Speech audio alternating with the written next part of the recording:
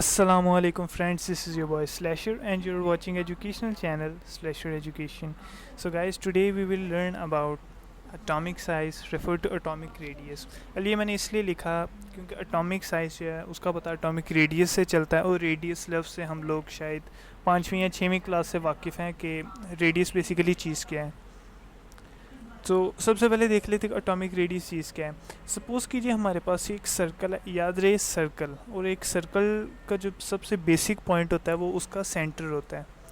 तो ये जो रेड डॉट आप लोगों को नज़र आ रहा है, कंसिडर कीजिए कि ये इसका सेंटर होगा, ठीक। तो इस सेंटर से लेकर सर्कल के सर्कमफेरेंस तक, वेल ये टर्मिनोलॉजी मैं बता दूँ सबसे मुश्किल टर्मिनोलॉजी और कंफ्यूजिंग टर्मिनोलॉजी मैथमेटिक्स की होती है। जो लोग बच्चे पढ़ रहे तो होते हैं लेकिन उन्हें समझ नहीं आती। तो सर्कमफेरेंस से मुराद बाउंड्री यानी पेरीमीटर उसका, यानी जो येलो लाइन आप लोग देख रहे हैं ये सारे उसका सर्कमफेरेंस होगा, यानी कि सेंटर से सर्कमफेरेंस के किसी भी पॉइंट तक का डिस्टेंस रेडियस होता है। The distance from the centre of the nucleus to the outer most electron is known as atomic radius.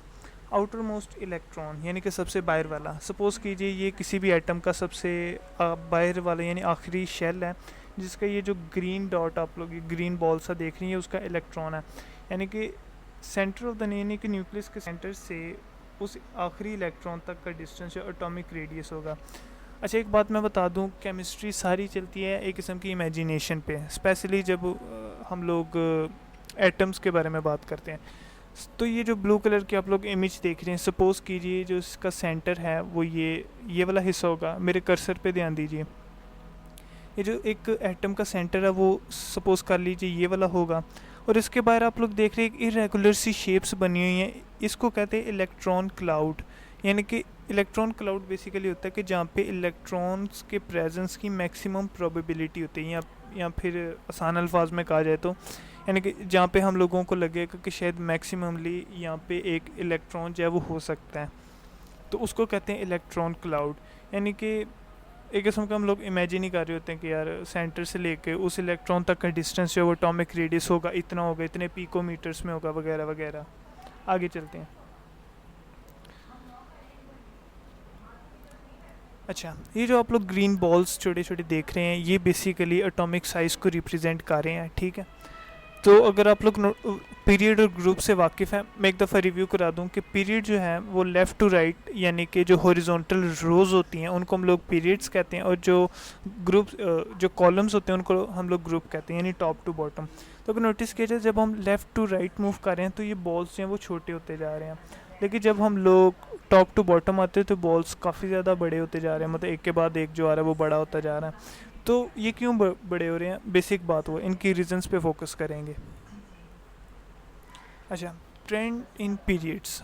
अच्छा पीरियड में इनके क्या हालात होते हैं एटॉमिक रेडियस का, यानी कि वो क्यों और किस वजह से ये इनके जो साइज़ हैं वो कम हो रहे होते हैं। As we move from left to right in a period the atomic size of the atoms decrease. यहाँ तक हमें पता चल गया कि लेफ़्ट टू राइट जब भी मूव करें तो जो एटॉमिक साइज़ है वो डिक्रीज़ करेगा, यानी कम होगा। क्यों कम होगा वो बेसिक बात है, रीज़न पे फोकस करते हैं। This is because number of shells remains constant. कल आप लोग समझ रहे होंगे कि बेवकूफ़ इंसान है, ये छोटी सी रीज़न हमें बता रहा है। मैं बता दूँ ये छोटी सी रीज़न जो है ना, समझ लीजिए इस पूरी बात का असल मतलब है। अच्छा मैं जो पीरियड 3 है उसको कंसिडर कर रहा हूँ, और पीरियड 3 का जो सबसे पहले वाला एलिमेंट है उसको मतलब उसका नाम सोडियम है।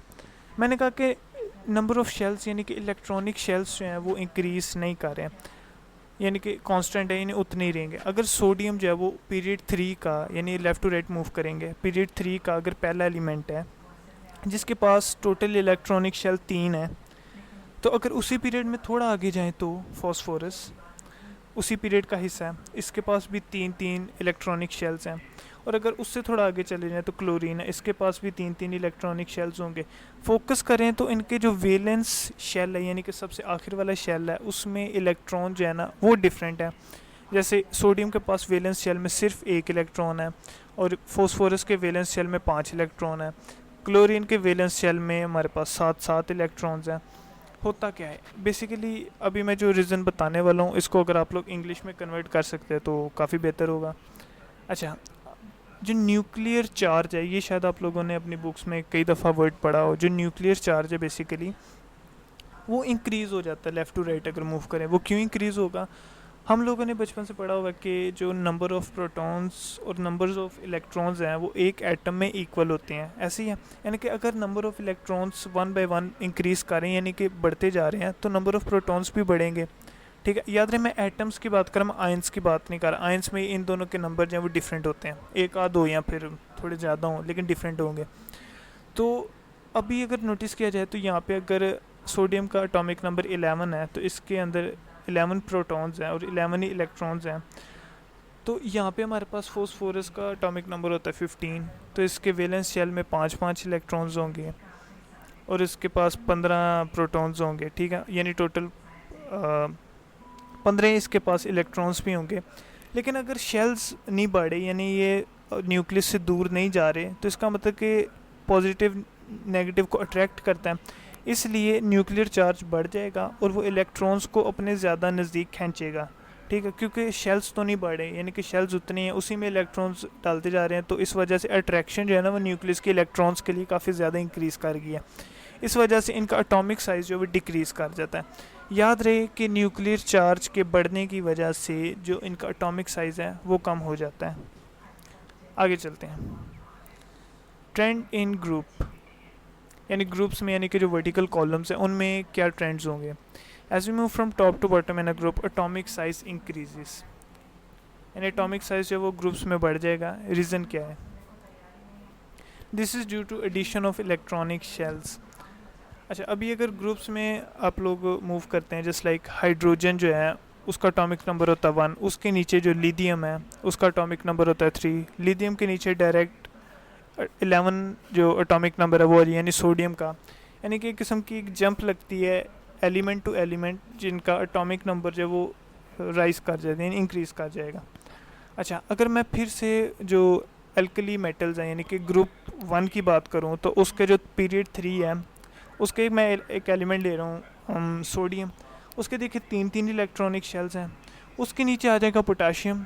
पोटाशियम के अगर नोटिस करें तो 1 2 3 और 4 इसके इलेक्ट्रॉनिक शेल्स 4 हो गए हैं, यानी कि इलेक्ट्रॉनिक शेल्स जो बढ़ गए हैं। और उसके नीचे आ जाता है रुबीडियम।